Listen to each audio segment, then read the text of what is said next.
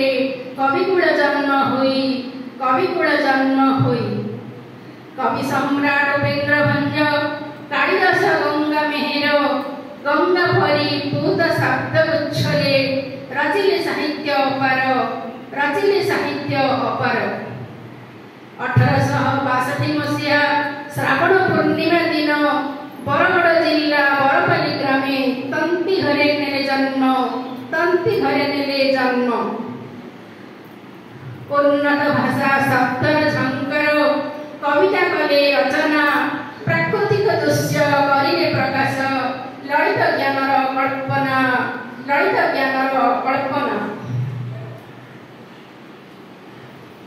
केते विद्यालय विश्वविद्यालय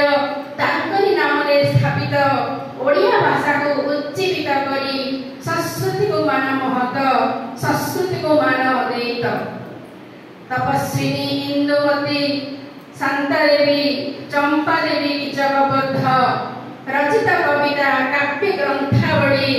पाठकले लगे मुग्ध धन्य हेल तुमे आहे गंगाधर धन्य तुम भाषा ज्ञान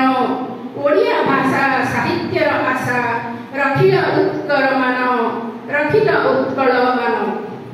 तुमरी आत्मा जे रही आमर ओडिया भाषा मध्यरे तुम भाषा कृति अनन्य संस्कृति दिशई पाठक अंतरे